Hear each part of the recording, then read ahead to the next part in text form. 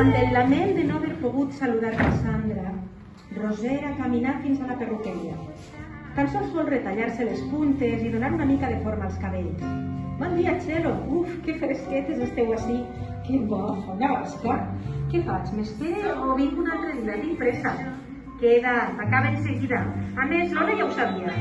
Quan ha vingut, li he dit que m'havies demanat el torn i estaves davant.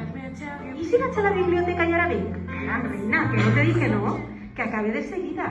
Asseu-te i escolta Paca, que anava a contar un succeït. És un succeït que em va contar a nit el meu home i em vaig pixar de riure, va explicar Paca. Sabeu qui és Sauro, el fill de Matilde? Aquell xic que té una paràlisi cerebral es va quedar amb la boca torta i camina desballestat. Ho sabeu, no?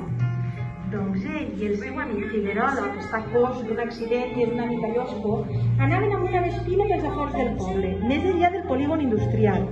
Tu saps qui són, no, Roser? Va dir Txelo, la perruquera. Ara no hi caic, però és igual, continua, Paca, continua. Saoro i Figuerola anaven embalats al Vespino fent laca per aquells camins solitaris de la Marjal, quan de sobte en una revolta es troben una furgoneta de cara. La furgoneta la conduïa un foraster que devia haver-se perdut.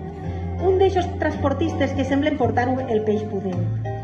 Bé, la bona qüestió és que allí, a pesar que Figuerola va intentar esquivar-la, quan la furgoneta va agarrar la revolta, va enganxar de gaidó la roda darrere la Vespino i els dos personatges van anar a parar dins la sèquia. L'home de la furgona para i baixa més blanc que la paret. Para, baixa i comença a cridar i a pegar colps de puny sobre el capó, maleint tot el que sabia maleir i cridant desesperat la mala sort que tenia.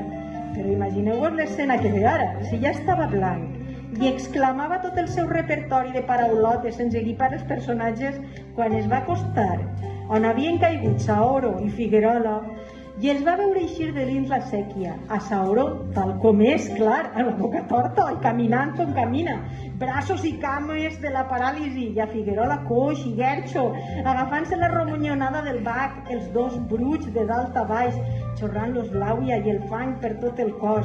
Al pobre home li va agarrar una torba que va caure de tos. I allí els tens, quin quadre, Déu meu, el foraster desmaiat. I aquells dos fets uns cromos pegant-li galtaetes dient-li per consolar-lo: no es preocupe, senyor home, no patisca, no passa res, nosaltres som aixina, no ha sigut vostè.